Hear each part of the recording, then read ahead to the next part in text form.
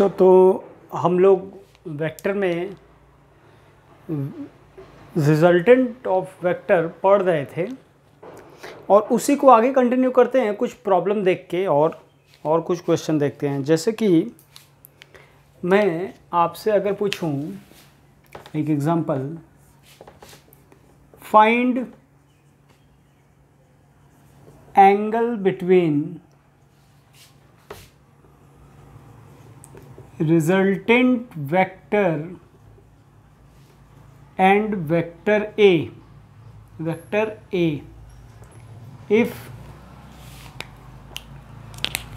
यदि मैं आपको बता रहा हूँ कि चलो पहला केस ले रहे हैं हम, vector A mod of vector A equal to mod of vector B equal to 4 unit and angle between A and B is 60 degree. ठीक है, इस प्रॉब्लम को जैसे सॉल्व करना है तो चलो देखते हैं। हम लोग फॉर्मूला जानते हैं कि हम लोग यहाँ तक पढ़े हैं कि दो वेक्टर अगर A और B के बीच का रिजल्टेंट जो होता है वो दोनों के बीच से जाता है कहीं ना कहीं। दोनों के बीच मान लो ये एंगल अल्फ़ा होगा, ये एंगल बीटा होगा। अल्फ़ा इक्वल टू बीटा हो जाता है यदि mod A equal to mod B। ठीक, ये तो हम लोग जानते ही हैं। और दोनों वेक्टर A और B के बीच का एंगल कितना गिवन है? 60 डिग्री। हमें क्या पूछ रहा है? हमें अल्फ़ा बताना है, क्योंकि देखो वेक्टर रिजल्टेंट और A के बीच का एंगल बताना है। रिजल्टेंट और A के बीच का एंगल हम लोगों ने मान लिया अल्फ़ा। तो अल्फ़ा एक तो बाई फॉर्मूला देखे तो बाई फॉर्मूला हम लोग जानते हैं tan अल्फ़ा इक्वल टू होता है, नियम यह था कि जिसके साथ एंगल, याद करने का तरीका बताया था, जिसके साथ एंगल होता है रिजल्टेंट का वो अकेले डिनोमिनेटर में होता है। वो अकेले मतलब उसका मैग्नीट्यूड। बाकी बचा हुआ जो वेक्टर होता है उसका साइन बाई कॉस मतलब tan के फॉर्म में उसको लिखना है। तो b sine theta plus b cos theta. a और b दोनों बराबर दिए हैं और थीटा मतलब थीटा होता है angle between a and b, वो 60 डिग्री दिया है। तो देखो दोनों बराबर कर दे तो मतलब 4 sine 60 root 3/2 upon 4 plus 4 into cos 60 1/2। तो ये देखो 1/√3 आ गया। tan थीटा इक्वल टू 1/√3 मतलब alpha equal to 30 degree. Answer आ गया 30 डिग्री। अब मैं आपको बोलूं कि क्या एक स्टैंडर्ड रिजल्ट हम लोगों ने पढ़ा था कि जब दो वेक्टर बराबर होते हैं, हम लोगों ने एक स्टैंडर्ड रिजल्ट याद किया था। शायद आप अगर लेक्चर नोट्स देख रहे होंगे, वीडियो देख रहे होंगे तो आपको पता चल रहा होगा कि A एंड B दो वेक्टर्स हैं और दोनों का मैग्नीट्यूड बराबर हो। If mod A equal to mod B, मैं बार बार बोल रहा हूँ कि ये रिज़ल्ट बहुत ही इंपॉर्टेंट है, बार बार आएगा।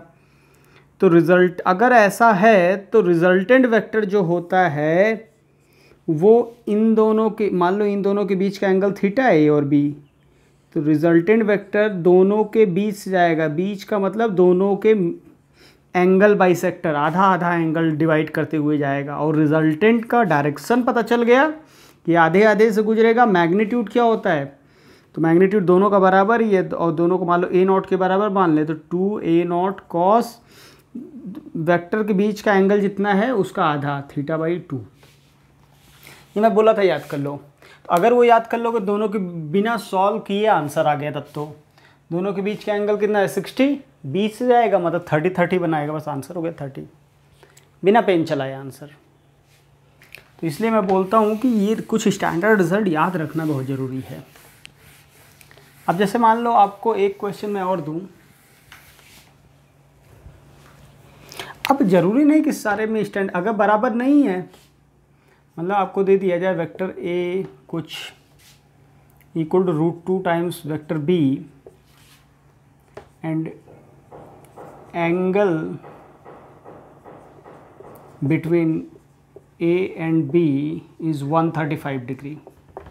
अगर ऐसा दे दिया जाए तो अब देखो दोनों बराबर तो नहीं है, ए अलग है और बी अलग है, तो ऐसे प्रॉब्लम में क्या करते हैं, तो नियमतः देखो क्या दिया है, ए और बी, अच्छा दोनों के बीच का एंगल 135 दिया है, तो मतलब अगर बड़ा कौन सा है, ए बड़ा है, ए वेक्टर ये है, तो इसका लेंथ जो होगा इसका √2 टाइम्स होगा। रिजल्टेंट जो है वो कुछ कहाँ पे होगा वो तो नहीं पता, मान लो वो रिजल्टेंट जा रहा है ऐसे, ये एंगल 135 दिया दोनों के बीच, रिजल्टेंट इधर जाएगा, दोनों के बीच से कहीं जाएगा, तो ये रिजल्टेंट होगा। तो हमें क्या बताना है, ये एंगल अल्फ़ा ही तो बताना है, तो फॉर्मूला होता है tan अल्फ़ा इक्वल टू, जिसके साथ एंगल होता है वो अकेले डिनोमिनेटर में रख देते हैं, तो उसके साथ एंगल जो है वो a है, तो a की वैल्यू b के टर्म्स में रख दो, √2b, बचा हुआ जो b है उसको साइन बाई कॉस के फॉर्म में लिखते हैं, b sine 135 degree, b cos 135 degree, क्योंकि ये पता है हम लोग ट्रिग्नोमेट्री पढ़ रहे होंगे, हमें पूरा उम्मीद है कि ट्रिग्नोमेट्री आप लोग बहुत अच्छे से पढ़ रहे होंगे, और ट्रिग्नोमेट्री में आप लोग जानते होंगे कि साइन 90 प्लस थीटा जो होता है वो साइन थीटा होता है। तो इस लिहाज से, सॉरी साइन नहीं, कॉस थीटा होता है, इस लिहाज से देखा जाए तो 135 को ब्रेक किया जा सकता है, b sine 90 plus 45 upon √2b plus b cos 90 plus 45। तो और कॉस के लिए भी हम लोग जानते हैं cos 90 plus theta equal to minus sine theta. तो यहाँ से देखा जाए तो फॉर्मूले के अनुसार जो अपना वैल्यू आ रहा है उसको देखा जाए तो वो b से b देखो कट गया, सब कुछ हर जगह से b से b कट जा रहा है, और ये क्या बचेगा, साइन कॉस 45 की value 1/√2 upon √2 minus 1/√2। tan alpha 1 आने का मतलब 45 डिग्री बना रहा है रिजल्टेंट इसके साथ 45 डिग्री पे है, कोई बड़ी बात नहीं है, सही है। रिजल्टेंट इससे 45 डिग्री बना रहा है, तो मतलब रिजल्टेंट अगर 45 डिग्री बना रहा है तो अगर इसको यहाँ पे लाके फिट करें तो ये 45 डिग्री हो जाएगा, ये a√2, बस यही आंसर आ गया अपना। ये देखो 2 माइनस 1 √2 इंटू √2 एलसीएम लोगे तो ये क्वेश्चन हो गया। अब मैं आपको कहूँ एंगल वगैरह बताना भी अपने को समझ में आ गया थोड़ा बहुत, काफ़ी क्वेश्चन रिजल्टेंट के किए हम लोगों ने, बाकी आप लोग ट्राई कर ही रहे होंगे। और मैं अगर आपसे बोलूँ कि कुछ क्वेश्चन आपसे बोल दूँ ये कि if mod a minus b equal to mod a plus b, prove that a is perpendicular to b। तो ठीक है, ये तो समझ में आता है, ये आपको याद भी होगा कि इसको हम लोग स्टैंडर्ड रिज़ल्ट, हमें पूरा उम्मीद है कि मॉड a माइनस b को क्या लिखते हैं, ये आपको याद रटा दिया था, मैं बता दिया था, a² plus b² minus 2ab cos theta. ये छोटी छोटी बातें जो थी हमने बता दिया था, तो उस हिसाब से आप लोग लिख लोगे और एक्सपेंड करके सॉल्व कर लोगे। छोटी छोटी बातें, मैं उम्मीद करता हूँ कि ये सब आ रहा होगा आपको। अब बच्चों जैसे दो वेक्टर को जोड़ना तो हमें आ गया है, ठीक। अब दो से ज़्यादा वेक्टर को अगर जोड़ना है तो कैसे करेंगे। जैसे मान लो आपके सामने एक क्वेश्चन दिया जा रहा है, फाइंड रिजल्टेंट,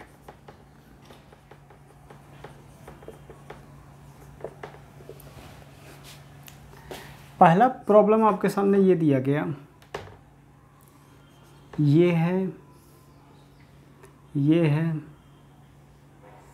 और ये है।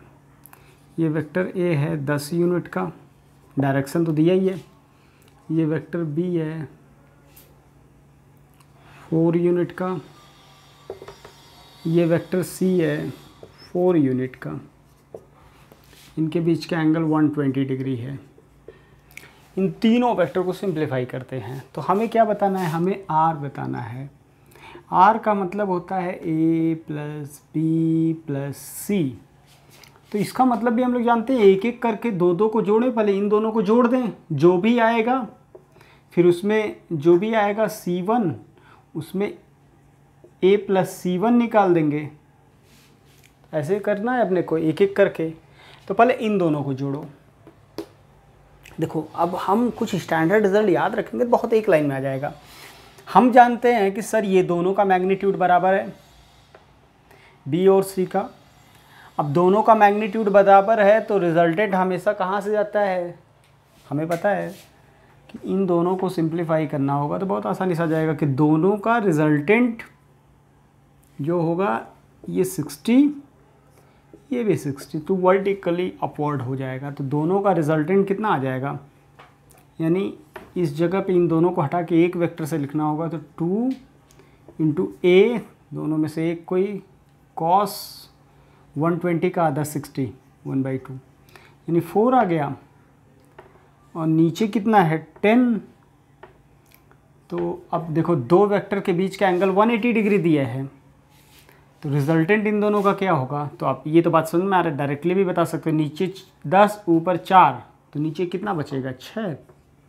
और फॉर्मूले से यूज करना चाहो तो फॉर्मूले से दोनों के बीच का एंगल 180 दिया है तो a² plus b² plus 2ab cos 180 -1 होता है। ध्यान से देखो तो ये a माइनस बी ही आ रहा है, ठीक है 6। ये आंसर आ गया। दोनों को, तीनों को वेक्टर को जोड़ना, तीनों जोड़ लिया, ठीक। अब मैं आपसे एक क्वेश्चन पूछ रहा हूँ कि जरा इमेजिन करो कि यही क्वेश्चन अगर ऐसा होता कि ये वाला वेक्टर वर्टिकली डाउनवर्ड ना होता तो ये इतना आसान नहीं बनता। अगर ये मैं बोल दूं कि सेम क्वेश्चन होता और यहाँ पे ये भी कुछ ऐसे हो जाता किसी एंगल पे, तब अब ये थोड़ा सा इनका रिजल्टेंट तो इधर आ रहा था, लेकिन अब ये अपोजिट डायरेक्ट जो हम लोगों ने कर लिया बिना पेन चलाए वो नहीं कर पाते, तब इनके बीच का एंगल कुछ आता और वो ख़तरनाक सा फिर हो जाता। तो सॉल्व करना मतलब हो जाता है, ऐसा नहीं है कि हो नहीं पाता, फिर इन दोनों को लेते। लेकिन अब इसी क्वेश्चन को देखो, अगर इसी प्रॉब्लम को इससे तो बहुत आसानी से सॉल्व कर लिया गया, लेकिन मैं अगर बोलूं कि आपके सामने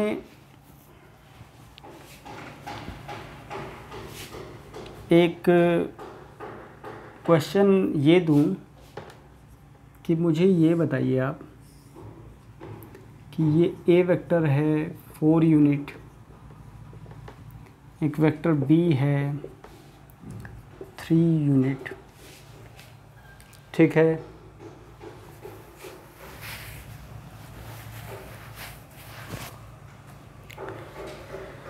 ए वेक्टर है, बी वेक्टर है और एक वेक्टर मैं आपको बोलूं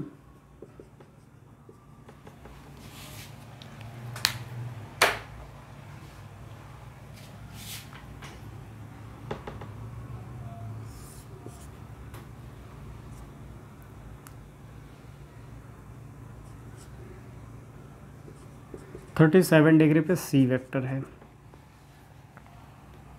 10 यूनिट। अब मुझे रिजल्टेंट तीनों का बताओ, तीनों का समेसन क्या होगा, मतलब तीनों का रिजल्टेंट। अब यहाँ पे थोड़ा सा न तो इक्वल दिखाई दे रहा है, न तो अब थोड़ा टफ कर रहा है। हाँ, अगर सॉल्व करने जाओगे तो देखो, अब नियम तो ये कहता है कि दो में से किसी एक को लो पहले, इन दोनों को पहले सॉल्व कर लें। चलो ठीक है, ये दोनों के बीच का एंगल कितना है 90 डिग्री। इन दोनों के जगह पे एक रिजल्टेंट इन दोनों का लिखना चाहें, हमें तो आर ही बताना है ना। आर का मतलब क्या होता है, ए प्लस बी प्लस सी।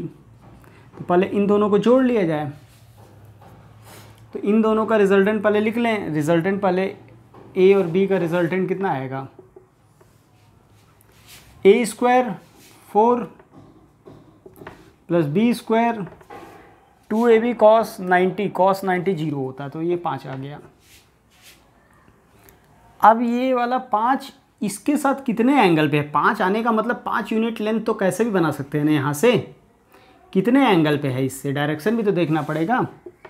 तो tan अल्फ़ा इसके साथ जो एंगल होगा,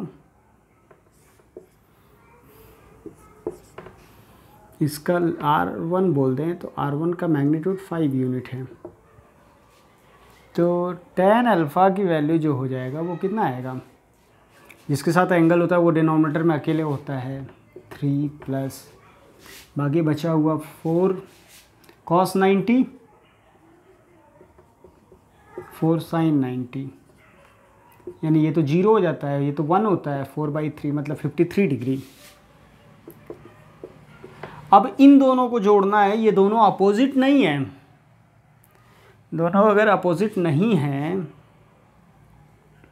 तो आप बताओ इन दोनों के बीच का एंगल कितना होगा। तो इन दोनों के बीच का एंगल देखो, ये तो 180 डिग्री होता है। 37 पे अगर हम इधर करें, देखें ये 37 तो ये भी 37 देखें, तो ये एक्स्ट्रा कितना है 16 डिग्री। तो 180 माइनस 16 164 डिग्री। अब आप बताओ ये 5 है, ये 10 है, दो वेक्टर, दोनों का रिजल्टेंट, इन दोनों का रिजल्टेंट मतलब हम यहाँ पे देखें तो एक 5 है और एक 10 है। इन दोनों के बीच का एंगल 164 डिग्री है। हाँ, बात क्लियर है कि आपकी बात समझ में आ रही है कि हम रिजल्टेंट तो सर निकालना जानते ही हैं। 10 का स्क्वायर 5 का square plus 2 10 into 5 into cos 164 degree. अब ये करोगे तो ठीक है यार, बहुत इतना आसान लगता नहीं है, इतना गणित किसी को आता नहीं है, बस सब तो ऐसा करना नहीं होता है, इतना ख़तरनाक। जब 2 से ज़्यादा वेक्टर आएँ तो उसके लिए यार ये तो मेथड कई बार सही भी है, कई बार देखो लेंदी बहुत हो जा रहा है और 164 डिग्री की वैल्यू भी नहीं पता होता। तो ऐसे में क्या करते हैं, एक तरीका और बताया गया। अगला टॉपिक जो है वो है फाइंडिंग। अब इसी को हम करके दिखाएंगे आपको, ठीक है ना, सेम प्रॉब्लम करके दिखाते हैं। टॉपिक है अगला finding resultant of vectors using component. Component से कैसे बताएंगे, सेम प्रॉब्लम। अब सारे जितने प्रॉब्लम आपने किए हैं उसको कंपोनेंट से दोबारा करने का तरीका है। कंपोनेंट यूज करके हम लोग उसको सॉल्व कर सकते हैं, ठीक है। देखो कैसे करते हैं, पिछले प्रॉब्लम को समझो पहले ध्यान से। पिछला प्रॉब्लम जो था उसको पहले समझो, उसी से हम लोग समझते हैं। देखो नियम क्या कहता है, ये 3 था, इधर 4 यूनिट था, ये ए है, ये बी है और इधर सी था 10 यूनिट 37। तो नियम के अनुसार चलो, तो अब कंपोनेंट से कैसे सॉल्व करते हैं। कंपोनेंट में एक कहा गया कि जितने हमें क्या बताना है, हमें आर वेक्टर बताना है, ए प्लस बी प्लस सी। तो कहा गया कि जितने वेक्टर हैं सबको आई जे के फॉर्म में ब्रेक कर लो। जितने वेक्टर हैं, ए को अलग आई के फॉर्म आई जे में लिखो, बी को अलग आई जे में लिखो, सबको आई जे के फॉर्म में लिखो, फिर जोड़ दो। जो हम लोगों ने बहुत पाला मेथड, मैथमेटिकल मेथड पढ़ा था। तो इसमें देखो क्या है, ए को लिखना होगा तो ए वेक्टर तो सीधा सीधा दिख रहा है 4j, देखो 4j ये तो पढ़े हो। और बी को क्या लिखोगे, बी सीधा सीधा लिखा गया 3i। अच्छा, इसके लिए आपको पता है कंपोनेंट हम लोगों ने पढ़ा है, कंपोनेंट करना याद है। मैं बार बार बोल रहा हूँ कि लेक्चर नोट्स रिवाइज करते चलो, नहीं तो धीरे धीरे टफ होता जाएगा। इसका 2 कंपोनेंट किया जाता, एक कंपोनेंट इधर होगा, एक कंपोनेंट इधर होगा। ये दिख रहा है ना, इधर है तो इसके 2 कंपोनेंट, एक इधर और एक इधर। ये वाला जिसके साथ बेस ये 10 है तो 10 cos थीटा इधर बनेगा, cos 37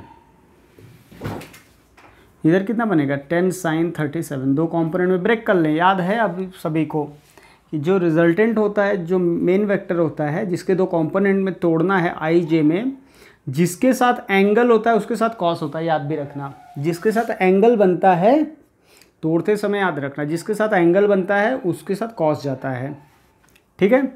तो इस वेक्टर सी को लिखना होगा तो कैसे लिखोगे, 10 cos 37 की वैल्यू होता है 4/5, याद रखना बच्चों, cos 37 होता है 4/5, sin 37 होता है 3/5। उल्टा कर दो 53 में, cos 53 उल्टा होता है 3/5, sin 53 4/5। अब ये रख दोगे तो यहाँ पे cos 37 की जगह 4/5 रखोगे तो ये 8 हो जाएगा। 8i माइनस का डायरेक्शन ये है क्योंकि -6j ये डायरेक्शन है। अब रिजल्टेंट क्या बोलता है, रिजल्टेंट होता है तीनों को जोड़ दिया जाए, तो जोड़ दो, जोड़ दोगे तो i को i में जोड़ो तो -5i, j वाले में देखो -2j। अब आप खुद बताओ मुझे, इस वेक्टर को रिप्रेजेंट करने का मतलब, किसी को भी कोई भी रिप्रेजेंट करता है, मतलब अब इसको सोचो तो इंटरप्रेट करना। तो आई में कितना 5, आई में 5, जे में 2 माइनस का, तो रिजल्टेंट यही तो बना, ये रिजल्टेंट आ गया देखो -5i -2j। और ये रिजल्टेंट, ये एंगल थीटा लिखना होगा तो लिख लोगे, देखो ये आ जाएगा बड़े आराम से tan थीटा, जिसके साथ चाहिए दोनों के बीच का एंगल, ये दोनों के बीच का हमेशा 90 होता ही है, ठीक है। तो ये छोटी सी बात रही। तो हम कंपोनेंट ऑफ वेक्टर को, हम रिजल्टेंट बताने का एक तरीका और भी है कंपोनेंट मेथड, ठीक है। कंपोनेंट मेथड को हम लोग आगे और कंटिन्यू करेंगे। कंपोनेंट मेथड में थोड़ा और प्रैक्टिस की ज़रूरत है।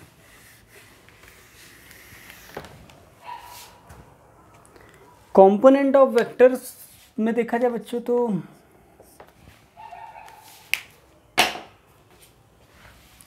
आपसे अगर पूछा जाए कि मुझे बताओ ये वेक्टर का रिजल्टेंट, ए कुछ 6 यूनिट है, बी कुछ 4 यूनिट है,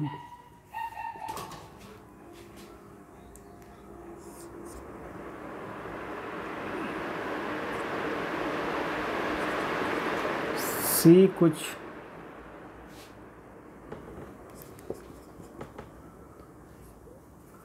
12 यूनिट है। अब इन तीनों को जोड़ना है, चलो ठीक है जोड़ देते हैं बहुत आसानी से, बहुत धैर्य के साथ। नियम रूल याद रखो। अब इसका फिर से वही find resultant, find are resultant. अब इसको कंपोनेंट मेथड से, 2 से ज़्यादा वेक्टर दिखे तो हमेशा कंपोनेंट मेथड यूज करो। कंपोनेंट मेथड से देखा जाए तो एक तो इन दोनों को पहले तो एक सबको आई जे के फॉर्म में लिखना है, तो ये लिखा जाएगा बड़े आराम से। ए वेक्टर कितना है 6i, बी वेक्टर कितना है 4j, सी के बारे में लफड़ा है तो सी के बारे में कॉस की 60 डिग्री किसके साथ बनाया है -i के साथ। इसके 2 कंपोनेंट ये देखा जाए तो ये दोनों वेक्टर से ही तो मिलकर बना होगा इधर के, तभी तो थर्ड क्वाड्रेंट में है। तो थर्ड क्वाड्रेंट किससे किससे बनता है -i -j से। अगर वेक्टर थर्ड में है 2 से बना है। तो ये वाला कंपोनेंट कितना जाएगा, कॉस के साथ जाएगा। देखो ये कॉस के साथ, अब ये ट्रायंगल बनाओगे, ये याद करो आप लोग कि इधर मान लो ये वेक्टर सी, तो सी एक्स है, सी वाई, तो याद आ रहा होगा आपको, तो ऐसे बनाते थे ना हम लोग। तो इसमें cos theta, cos 60 degree, base upon hypotenuse 12, याद आ रहा है ना। सी एक्स आ जाएगा 6 माइनस 6i और 6√3 जे। अब रिजल्टेंट वेक्टर क्या होता है, तीनों को जोड़ दो, तो तीनों जोड़ोगे देखो ये कट जाएगा, जे का बचेगा, तो जे का कितना बचेगा, -6√3 -4j। मतलब देखा जाए तो इन तीनों की जगह रिजल्टेंट अगर लिखना होगा तो रिजल्टेंट किधर लिखोगे, रिजल्टेंट केवल जे में बच रहा है, मतलब ये बचा रिजल्टेंट। डायरेक्शन हो गया -j का मतलब डायरेक्शन, मैग्नीट्यूड कितना है 6√3 -4, ये रिजल्टेंट आ गया इन तीनों की जगह। रिजल्टेंट का तात्पर्य क्या होता है कि जितने भी वेक्टर दिए हैं उन सबको हटा के एक सिंगल वेक्टर से रिप्लेस करो, तो इन तीनों की बजाय एक वेक्टर लगाओ, उसका मैग्नीट्यूड ये होना चाहिए। तो आपको समझ में आ रहा होगा, कंपोनेंट ऑफ वेक्टर से हम आसानी से पता कर सकते हैं कोई भी रिजल्टेंट। अगर कंपोनेंट ऑफ वेक्टर का यूज करोगे तो कैसा भी क्वेश्चन रहेगा आप सॉल्व कर ले जाओगे, ठीक है। जैसे एक प्रॉब्लम और मैं आपको बोलूँ कि फिर से वही क्वेश्चन कि आपको मुझे रिजल्टेंट बताना है, तो रिजल्टेंट बताना है बच्चों, तो इस पर थोड़ा सा हम चेंज करते हैं क्वेश्चन का फॉर्मेट। कोई कष्ट नहीं, एकदम आसानी से चलो। A B C, B 4 unit, C 6 unit, और ये ए 10 यूनिट, ठीक है। अब मुझे इन तीन वेक्टर को जोड़ना है। अब ध्यान सुनिएगा, अब कुछ बच्चे कहेंगे कि सर ये तो वेक्टर एक यहाँ है, एक यहाँ है, एक यहाँ है, कैसे जोड़ें हम। तो याद करो वेक्टर बहुत पहला या दूसरा लेक्चर तो हम लोगों ने पढ़ा था कि एक वेक्टर यहाँ है तो इसको मैं पैरेलली शिफ्ट कर सकता हूँ, यहाँ ला सकता हूँ without changing magnitude and direction, यहाँ पे ला सकता हूँ, उठा के ऐसे से रख सकता हूँ बिना मैग्नीट्यूड और डायरेक्शन चेंज किए। तो ये तीनों इक्वल वेक्टर कहलाते हैं। तो हम क्या करें, नियम क्या कहता है, अब इसको नियम यह कहता है कि सबको उठा के ओरिजिन पे ला दो बिना डायरेक्शन चेंज किए, मैग्नीट्यूड चेंज किए। तो ये तो है ही है, ओरिजिन से पास हो रहा है। ए वेक्टर कितना है 10 यूनिट 60 डिग्री। दूसरा जो बी है उसको ला के ओरिजिन पे अगर ऐसे रख दें तो क्या बन जाएगा, ये बी कितना बन जाएगा, बी वेक्टर बन जाएगा 4 यूनिट, कोई चेंज आएगा नहीं। सी को भी उठा के ला के रख दो, सी को ला के रखोगे तो सी वेक्टर इधर बन जाएगा कितना 6 unit.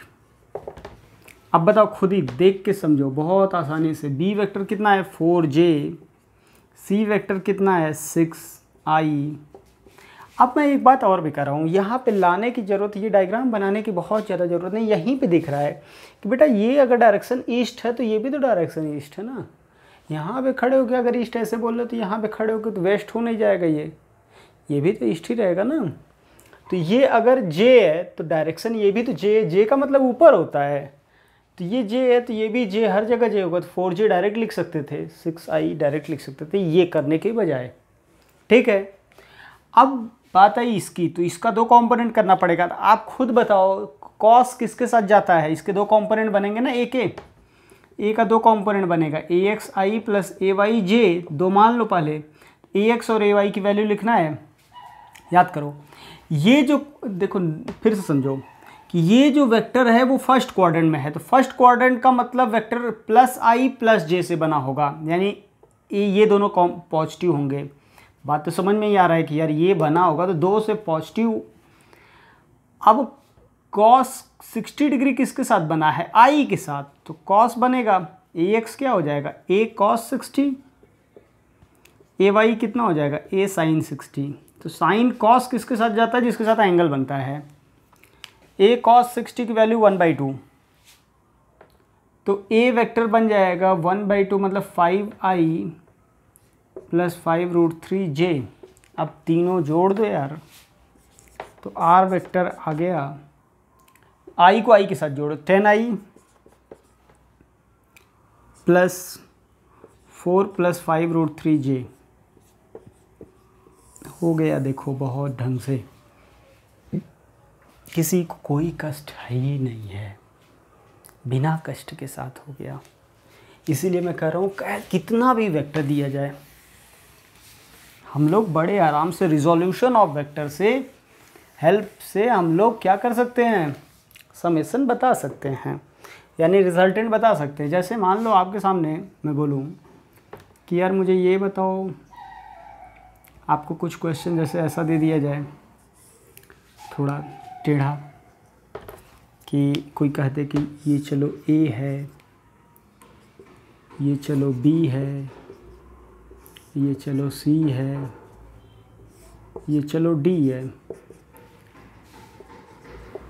Given that mod A equal to mod B equal to mod C equal to mod D, मतलब सब बराबर हैं, स्क्वायर बन रहा है, यानी सब बराबर लेंथ के हैं ना, इसका मतलब स्क्वायर। अब मुझे रिजल्टेंट पूछा है, रिजल्टेंट पूछा है, तो नियम क्या कहता है कि एक तो मैं पहले से आपको बता चुका हूँ, दोबारा पहले बेसिक से समझा दें, सबको ओरिजिन पे लाओ, तो ये तो ओरिजिन पे है ही, ये टेल सबका ए बन गया। बी को उठा के लाओगे यहाँ पे रखोगे तो बी इधर बन गया। सी को उठा के लाओगे, टेल यहाँ पे रखोगे तो सी इधर बन गया। डी को उठा के लाओगे तो ऐसे देखो, टेल यहाँ पे रखना है, यहीं से स्टार्ट करना है, डी इधर बन गया। देखो ये सब, अब ये दो वेक्टर जोड़ोगे तो जीरो आ जाएगा, क्योंकि ये बराबर लेंथ का है, अपोजिट डायरेक्शन में है। ये तो वही वाली बात हो गई ना कि एक फोर्स है जिस पे 5 न्यूटन ऊपर लग रहा है, 5 नीचे, तो ये तो कोई मतलब नहीं है, ये तो रेस्ट में रहेगा। ऊपर खींचो नीचे खींचो, इधर से भी अगर कोई 5 खींचे, इधर से भी कोई 5 खींचे, तो कोई मतलब नहीं, सब रेस्ट में, सब जीरो। तो यानी रिजल्टेंट कितना आ गया, जीरो। ठीक है, तो ऐसे प्रॉब्लम जब आएंगे तो हम लोग करने में कष्ट होगा नहीं। कंपोनेंट करना, हमें कंपोनेंट मेथड से रिजल्टेंट बताना आ गया। तो कंपोनेंट मेथड से हम लोग रिजल्टेंट बताना सीख चुके हैं। अगर आपको एक क्वेश्चन और देखना चाहें तो एक एग्जांपल और आखिरी, तो हम बच्चों जैसे मान लो आपको ये बोल दें कि चलो एक सर्कल है, एक सर्कल है, ये दिया हो, मान लो रेडियस इसका रेडियस r0 है, ठीक है। इसके अंदर 4 वेक्टर हैं, 1 2 3 4। ये A है, ये B है, ये C है, ये D है। ये एंगल 60 डिग्री, ये भी एंगल 60 डिग्री, ठीक है। अब आपको रिजल्टेंट चारों का बताना है। सर्कल बताने का आप जरा दिमाग लगाओ, सर्कल क्यों दिया है, तो थोड़ा सा सोचो। तो सर्कल सर इसीलिए दिया है कि ये बताने के लिए कि सबका देखो सारे रेडियस का काम कर रहे हैं, ए भी रेडियस के बराबर है, ये भी रेडियस, यानी सबका मैग्नीट्यूड सेम दिया है। ध्यान से देखो, तो सबका लेंथ बराबर है ना, ध्यान से देखो, तो मैग्नीट्यूड वाइज सबका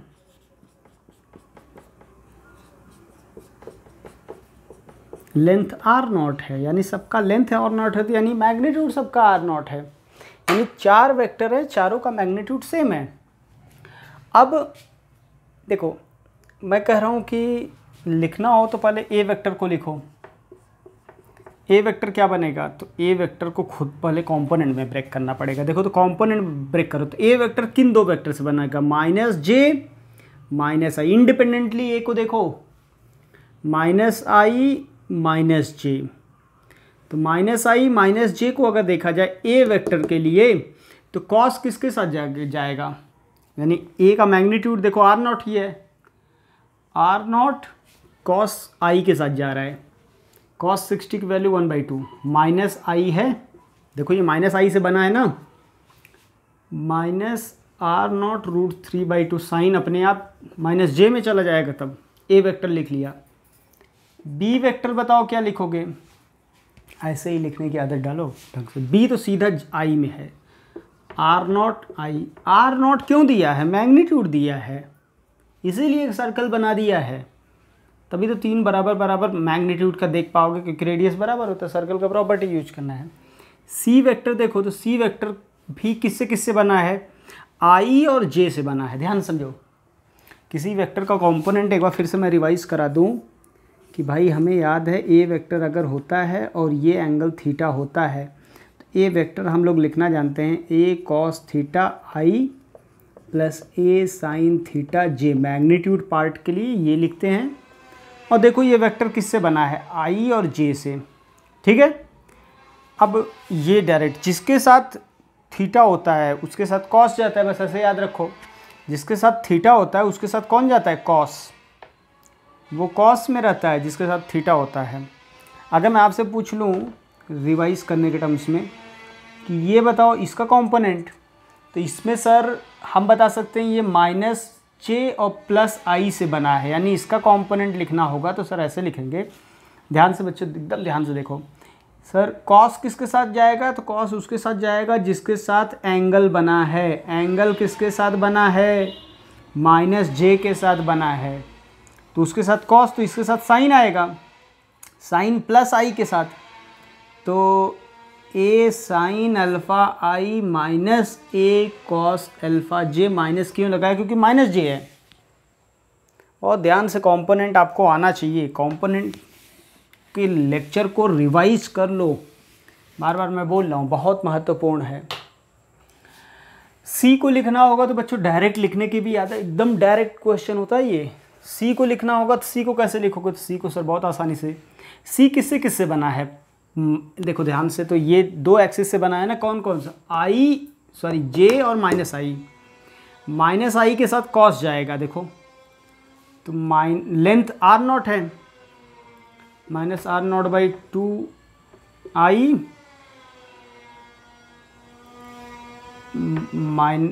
plus r naught root 3/2 j. और ये डी वेक्टर क्या है, d vector minus r naught j. अब तीन सब जोड़ दो, रिजल्टेंट किसे कहते हैं, रिजल्टेंट कहते हैं a plus b plus c plus d. सबको जोड़ लिया जाए, तो सबको जोड़ोगे तो क्या आएगा, जोड़ो आई को आई के साथ जोड़ो, ये minus r naught by 2 minus r naught by 2, ये जुड़ जाएगा तो प्लस आर नॉट बाई 2, 0 हो गया। और ये इससे कट जाएगा, बोलो भाई, तो सब कट पिट के क्या आ गया, क्या बचा बताओ, ये तो इससे कट गया, यहाँ तक तो पूरा कट गया, बचा बस r naught minus r naught g, यही आया आंसर। ये देखो ये इससे कट जाएगा जोड़ोगे तो ये माइनस माइनस जुड़ जाएगा और प्लस के साथ कट जाएगा, जोड़ोगे तो जोड़ के देख लो आप लोग। अब इसको तो हम लोगों ने किससे किया, कंपोनेंट से। अच्छा, अब इस पर्टिकुलर क्वेश्चन को अगर आप बेसिक, जैसे हम कंपोनेंट अभी जो पहले मेथड पढ़े हो वेक्टर एडिशन का, पैरेललोग्राम लॉ फॉर्मूला, उस हिसाब से करना चाहे तो कैसा कर सकते हैं।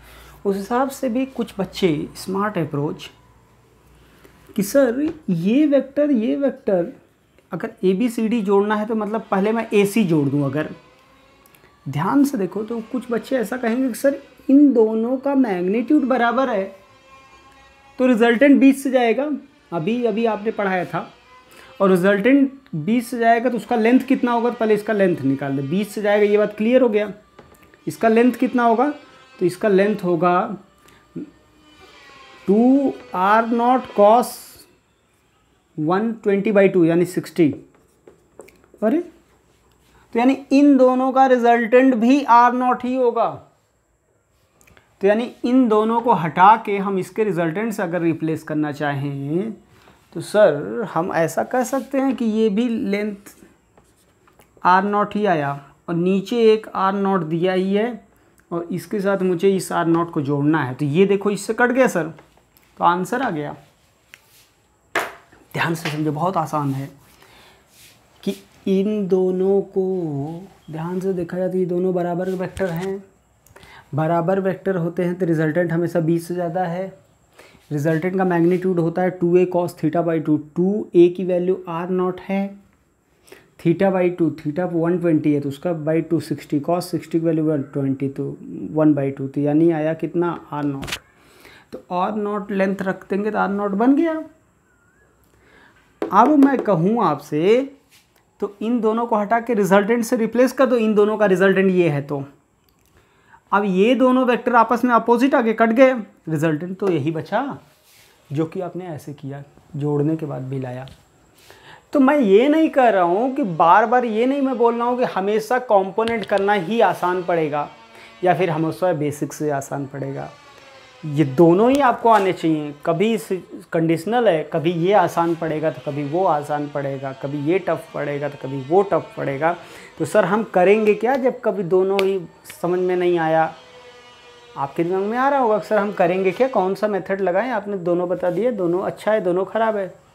तो हाँ, दोनों अच्छा है और दोनों ख़राब है, लेकिन मैं आपको बताऊँ दिमाग नहीं लगाना है। ये मेथड जो है कंपोनेंट वाला, उसमें ज़्यादा दिमाग लगने की ज़रूरत नहीं। रटा रटाया प्रोसीजर एक सब कंपोनेंट में लिखो और जोड़ दो।